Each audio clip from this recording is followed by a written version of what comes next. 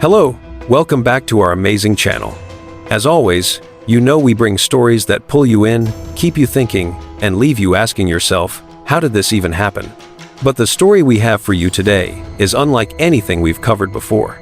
It carries a darkness that feels unsettling, a twist that lingers long after you hear it, and a mystery that challenges everything you believe about trust, relationships, and human behavior. This is a story that doesn't begin with a scream or a dramatic event. Instead, it starts quietly, with something ordinary and harmless. So subtle that no one realized a nightmare was forming right in front of them. It's the story of how a simple meeting between two strangers slowly transformed into one of the most confusing, haunting, and unbelievable mysteries in modern true crime. This is the story of Cari, a 37-year-old woman who stepped into an ordinary day and never made it home again. A woman whose life would later become the center of a case that left an entire community shaken. But before we dive into the tragedy, we'll explore who Cari was, what kind of person she appeared to be, and what events quietly set everything in motion. So sit back, stay with us, and enjoy this journey step by step. And don't forget to subscribe so you won't miss stories like this when we release them. ***. Before the mystery unravels, it's important to know the three people whose lives brushed together in the most ordinary way, only to twist into something no one could have imagined. Cari was 37, grounded, reliable, and deeply committed to her routines. She worked hard, cared for her family, and lived a life built on predictability, not chaos. She wasn't impulsive, dramatic, or someone who vanished without reason. Nothing about her hinted at the darkness her name would later be tied to. Dave had just moved to Omaha in 2012 after a breakup. Starting fresh, he turned to online dating and met Shanna Golyar. From the beginning, Dave was clear. He wanted casual, nothing serious, no commitments. Then he crossed paths with Cari through a simple interaction during a repair appointment that clicked effortlessly. She seemed to want something easy too, and for a moment, everything felt normal. But quietly in the background was Liz, whose attachment to Dave ran much deeper than she ever admitted. She wasn't dramatic on the surface, but there was an intensity about her, a cling that felt sharper than affection. That intensity would later reveal itself in ways no one expected.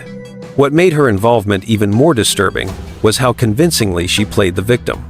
Her home was eventually burned down, and the fire killed her pets, a tragedy that initially drew sympathy and shifted suspicion away from her.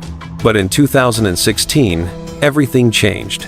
Liz was arrested and charged with first-degree murder and arson. A year later, she was convicted and sentenced to life in prison, the supposed victim exposed as the architect of the entire nightmare. These three, Cari, Dave, and Liz, weren't caught in a dramatic love triangle. They were ordinary people whose paths crossed at the wrong moment, forming a quiet tension that slowly tightened until it snapped. None of them could have known how deeply their lives were about to collide. While Cari and Dave drifted through a light, casual connection, something else lingered quietly in the background, something that wasn't calm at all. Cari and Dave talked with ease, laughing, exchanging messages, keeping everything simple. It felt harmless, even comforting. Dave wasn't looking for anything serious, and Cari seemed to match that pace without pressure. But Liz Golyar, the woman Dave had met before Cari, wasn't living in the same calm space. She carried feelings that ran deeper than Dave realized, feelings that clung to him even after their relationship blurred into something casual. When Cari appeared in Dave's life, Liz felt the shift immediately. She didn't shout or act dramatic, but her emotions tightened like a rope pulled too hard. She watched Dave's interactions with Cari, her discomfort growing with every message, every conversation. There was a kind of quiet intensity about her that people notice even when they can't explain it. Dave remained unaware, thinking everything around him was normal. Cari continued comfortably, unaware of the tension building. But Liz felt a fear she couldn't name, a panic she couldn't control, and a jealousy she tried to hide. It wasn't one big moment that caused the trouble. It was a series of small, awkward pauses, uneasy reactions, emotional strain stacking quietly until the atmosphere around them felt fragile. No one saw it forming. No one expected it. But the tension tightened little by little, shaping a moment that would soon break the calm completely. And in hindsight, the Those quiet cracks were the first signs that something was terribly wrong. On the morning of November 13th, 2012, Cari Farver stepped out of Dave Krupa's apartment in Omaha. She had spent the night there, and when Dave left for work, Cari remained inside, moving through the quiet routine of a normal morning. Nothing about that moment hinted at danger or tragedy. It felt like an ordinary start to an ordinary day. But Cari never made it home. Hours slipped by, then days, and the life she usually kept so carefully together fell into silence. She missed work, her phone stayed quiet, and she didn't contact anyone, not her family, not her friends, not even to check on her young son. For someone known for reliability and routine, the absence felt unsettling. The kind of silence that made people uneasy even before they understood why. 3 days later, Cari's mother, Nancy Rainey, grew worried. Cari hadn't shown up to pick up her son, something she never failed to do. The routine that defined her life suddenly broke, leaving a gap that couldn't be ignored. Around that same time, Dave Krupa, the last person to see Cari, began receiving messages that didn't sit right. And then a text appeared, brief, abrupt, and strangely cold. "I've moved away, don't try to find me." The words resembled Cari's, but their tone felt unfamiliar. There was no warmth, no explanation, and no context, just a message that left everyone more confused than reassured. Friends exchanged uncertain looks, her mother felt a deep knot of worry, and even Dave couldn't shake the discomfort that lingered after reading it. Dave tried to convince himself it meant little, telling himself Cari might simply need space or wanted privacy. But the silence continued, stretching longer and heavier with every passing hour. Because when someone who lives a steady, predictable life suddenly disappears, when a mother who always keeps her commitments falls off the map, when a life built on routine suddenly dissolves into quiet, you begin to understand that something is wrong. And that strange message, instead of offering clarity, became the first hint that this story would not follow any normal path. It marked the moment when the familiar slipped away, and uncertainty quietly began to take hold. As the days passed after Cari's disappearance, something strange began happening to Dave Krupa. His phone started buzzing non-stop, not with check-ins or explanations, but with long, emotional messages full of anger and jealousy. The tone was sharp, unpredictable, almost frantic. Some messages even included photos taken inside his apartment while he wasn't home, as if someone had slipped in without him ever noticing. Every message was signed Cari. At first, Dave tried to convince himself it was just frustration, maybe a misunderstanding. But the messages kept coming, dozens, then hundreds, and the tone grew darker by the week. Whatever this was, it no longer felt harmless. Then, things escalated. Shanna Liz Golyar, the other woman Dave had been casually dating, said she was getting the same messages. She claimed Cari was stalking her too, sending threats, vandalizing her home, even leaving dead animals on her doorstep. And then came the moment that terrified everyone. Liz's house was set on fire, killing 4 of her pets. Investigators later confirmed it was arson. Meanwhile, Cari's family was receiving messages as well. But with a chilling pattern. Cari never called. She never showed up anywhere. She never spoke to anyone directly. Everything came through text or email, and none of it sounded like the steady, responsible woman they knew. Her mother kept saying the same thing. "That is not my daughter." And detectives slowly started to agree. The messages didn't match Cari's life. Her behavior didn't match her personality. And her bank accounts showed zero activity, no spending, no travel, nothing at all. Someone was sending those messages. Someone was following Dave. Someone was terrorizing Liz. But the deeper investigators looked, the more one question refused to go away. If all these messages were supposedly from Cari, then where was Cari? As detectives kept digging, they began tracing every message, every email, every photo that had been sent in Cari Farver's name. What they uncovered wasn't the work of a missing woman reaching out from somewhere far away. It wasn't even the pattern of a stalker hiding in the dark. It was something far more calculated. Old phones, forgotten memory cards, and bits of data tucked away in cloud backups started revealing a different story, a story written in digital fingerprints. Investigators found that many of the threatening messages from Cari had been created on devices that belonged to Shanna Liz Golyar. Some of those devices weren't just linked to her. They had once been in her possession before the harassment even began. Then came the discovery that changed everything. A series of photos, supposedly sent from Cari's email, were found stored on Liz's personal memory card.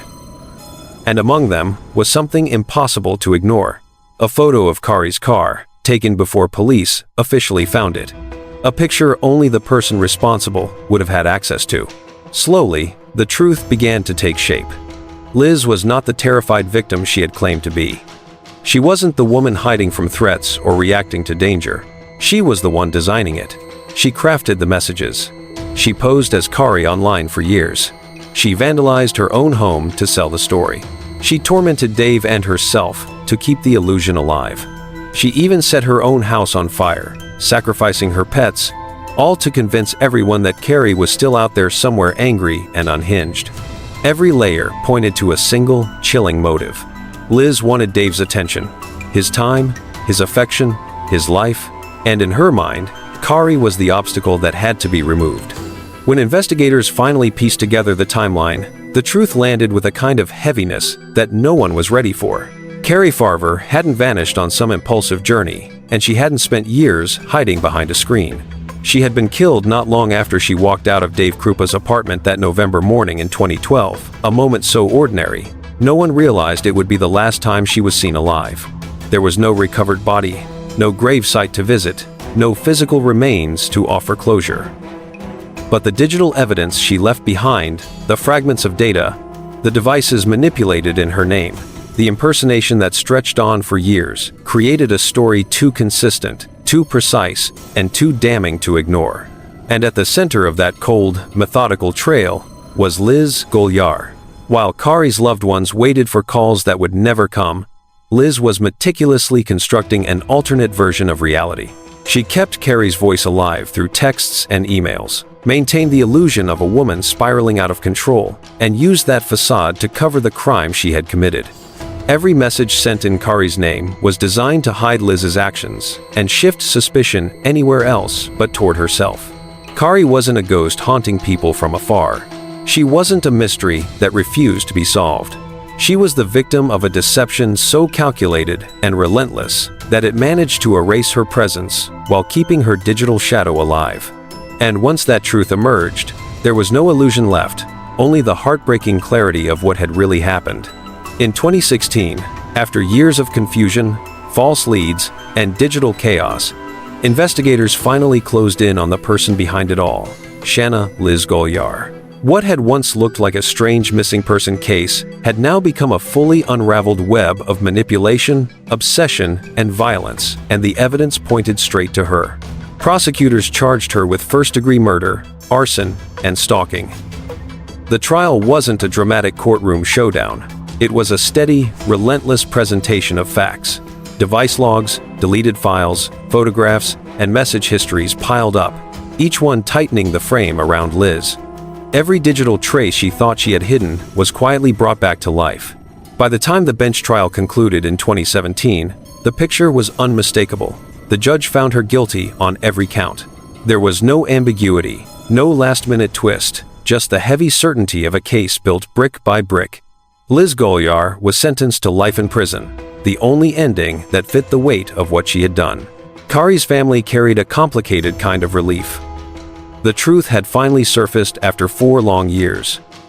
But it didn't erase the ache of everything they lost. Closure, for them, wasn't the end of pain. It was simply the end of waiting. Dave Krupa was left with his own kind of burden. He replayed small moments he once brushed off, conversations he didn't question, instincts he ignored. It's a heavy thing to realize that the signs were there, just hidden beneath the noise Liz created. The entire case became a chilling reminder of how easily digital life can be manipulated. How a determined person can twist reality until it feels almost believable. Cari Farver never haunted anyone. Not once. It was her silence, her sudden disappearance, that echoed through the lives she left behind. And the woman who stole her identity, who filled the world with messages pretending to be her, became the most dangerous ghost of all. We've come to the end of this story. If you want more real-life mysteries, true crime breakdowns, and stories that pull you in like this one, make sure you subscribe so you're the first to know when the next story drops.